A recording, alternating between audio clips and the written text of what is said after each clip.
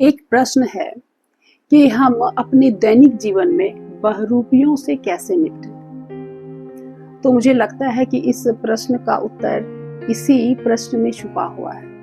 नमस्कार। अगर हम किसी के बहरूपीयेपन को जान रहे हैं, उसके चरित्र को समझ रहे हैं, तो क्या यह किसी औषधि से कम है कि सामने वाले का विष हम पे कम इम्पैक्ट डालेगा। जरा सोचिए, अगर माता सीता को रावण के बहरूपीयेपन का पता पहले चल गया होता तो क्या होता? क्या वह लक्ष्मण रेखा पार करती? निश्चित रूप से नहीं। तो यही फार्मूला हम पर भी लागू होता है। क्यों ना हम भी एक अदृश्य लक्ष्मण रेखा अपने चारों ओर खींच लें और खुद को यह अफर्मेशन दे कि कोई व्यक्ति, कोई परिस्थिति, कोई काल या समय या समाज इस लक्ष्मण रेखा के अंदर प्रवेश नहीं कर सकता और हमारी सुख और शांति को नहीं निचोड़ सकता। पर है तो हम मनुष्य ही। सामने वाले के व्यवहार या उनकी कोई बातें हमें आंदोलित कर सकती हैं, विचलित कर सकती हैं।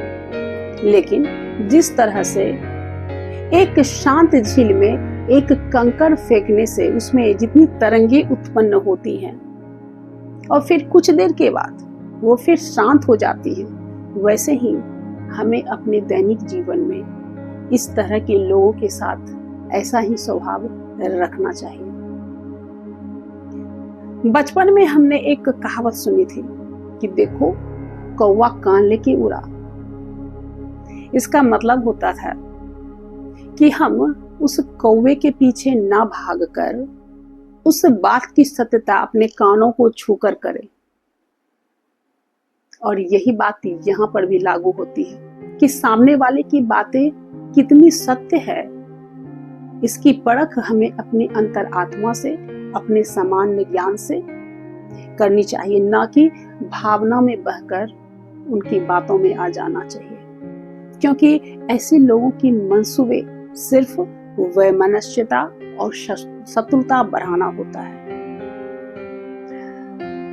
चलिए तो इस प्रश्न के उत्तर को हम और गहराई में उतरकर परखते हैं और जानने की कोशिश करते हैं कि आखिर ऐसे ही लोग, ऐसे बहरूपीय हमारी भावनाओं से क्यों खेलते हैं। तो हम सभी को ये पता है कि आत्मा अमर होती है और नाश सिर्फ इस शरीर का होता है। तो अब दूसरा सवाल, अगर आत्मा अमर है तो वो कौन सी आत्माएं हैं जो मोक्ष चाहती हैं? तो इसका उत्तर भी हमारे शास्त्रों में दिया गया है कि आत्माएं संस्कार लेके आती हैं। वो जिस माहौल में रहती हैं उसी का संस्कार लेके आती हैं और ऐसे संस्कारित आत्माएं चाहती हैं कि वो देवतुल्य हो जाए और देवतुल्य होने के लिए मोक्ष की प्राप्ति अनिवार्य है। और मोक्ष की प्राप्ति के लिए सत्कर्म और पुण्य को अर्जित करना पड़ता है, जिसे सिर्फ शरीर धारण करने के बाद परमार्थ के द्वारा किए गए कार्य आदि से, कल्याणकारी कार्यों से उत्पन्न जो पुण्य होते हैं उसी के आधार पर ये मोक्ष प्राप्त होता है। फिर ऐसी आत्माएं लाखों जन्मों के बाद इस तरह के पुण्य कार्य करके फिर मोक्ष को प्राप्त करता है। अब तीसरा सवाल फिर, तो क्या सभी आत्माएं मोक्ष प्राप्त करती हैं? तो इसका उत्तर है बिल्कुल नहीं। कुछ आत्माएं ऐसी होती हैं जिन्हें मोक्ष से कोई लेना देना नहीं। उन्हें सिर्फ ईश्वर के बनाए गए नियम से सत्य के मार्ग में विघ्न उत्पन्न करना ही उसका एकमात्र लक्ष्य रहता है। और हम अपने दैनिक जीवन में भी देखते हैं कि कुछ लोग सरकार के नियम और कानून को जेब में लेके घूमते हैं। लेकिन मैं यहाँ बहरूपियों के बारे में बताने वाली हूँ कि उनका व्यवहार कैसा होता है। इन आत्माओं में, इन बहरूपियों में प्रमुख रूप से जो नाम लिया जाता है वह है मंथरा और शकुनी का। ये लोग हमारे ही बीच रहकर हमें अपनों से दूर करने में लगे रहते हैं, हमारे निजी जीवन में जहर घोलने में लगे रहते हैं। वो शांति के दुश्मन होते हैं और हमें अपनों से अलग करने के मंसूबे बनाते रहते हैं। याद कीजिए, जब हनुमान जी संजीवनी बूटी लाने के लिए हिमालय पर्वत पर जा रहे थे तो कैसे कालनेमी ने अपने चातुर्य से, अपने माया जाल में हनुमान जी को फंसाने में सफल हुए थे। लेकिन कहते हैं ना, यहाँ न चली है राहु माया। फिर वो तो हनुमान जी थे, उनके आगे किसी की चली है? हनुमान जी ने कालनेमी को काल के पास पहुंचा दिया और संजीवनी बूटी लाने में भी सफल हुए। आचार्य चाणक्य ने भी ऐसे बहरूपियों से निपटने और इनकी चाल को नाकाम करने के लिए बहुत ही सरल सा उपाय बताया है कि हम अपनी सामान्य बुद्धि को इस्तेमाल करके भी इसे समझ सकते हैं। उन्होंने कहा है कि ऐसे व्यक्ति जिनको हम पहचान रहे हैं, अगर वो अपना स्वभाव बदलकर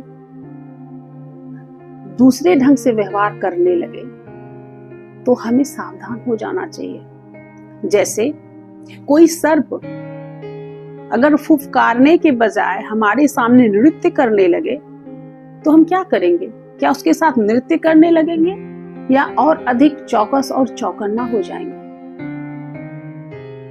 क्योंकि आदमी का जो मूल स्वभाव होता है वह उससे अधिक देर दूर नहीं रह सकता। जैसे आप पानी को खौला दें और उसे 4-5 घंटों के बाद देखें तो वह पानी शीतल हो चुका होता है, क्योंकि पानी का मूल स्वभाव शीतल होना होता है। अंग्रेजी में एक कहावत भी है कि नेचर और सिग्नेचर कभी नहीं बदलता। तो हमें सावधान रहना है, सतर्क रहना है और सुरक्षित रहना है। लेकिन दिक्कत तब होती है कि जब ये ऐसे बहरूपीय अपनों के हो, अपनों से ही हो, अपने परिवार के सदस्य हो, तब क्या करें? तो मेरे विचार से ऐसे बहरूपियों से हम उसकी बातों को रिस्पॉन्ड करें, रिएक्ट नहीं, मतलब अभिव्यक्ति दें, प्रतिक्रिया से बचें। यानी सावधानी हटी दुर्घटना घटी। अगर हम ऐसा करते हैं तो ना सिर्फ हम सुरक्षित रहते हैं, हमारा घर सुरक्षित रहता है, बल्कि वातावरण में भी शांति का माहौल बना रहता है। तो आज के लिए इतना ही। मैंने यथासंभव प्रयास किया है कि इस प्रश्न का उत्तर मैं दे सकूं।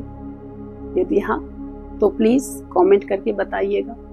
यदि आपके पास भी इस तरह की कोई प्रश्न है जो आपको लगता है कि मैं उसका उत्तर दे पाऊंगी तो आपका स्वागत है। यदि आप चैनल पे पहली बार हैं तो इसे लाइक, सब्सक्राइब और शेयर भी कर लें। तो इसी के साथ मैं विदा लेती हूँ। धन्यवाद, नमस्कार, जय हिंद, वंदे मातरम।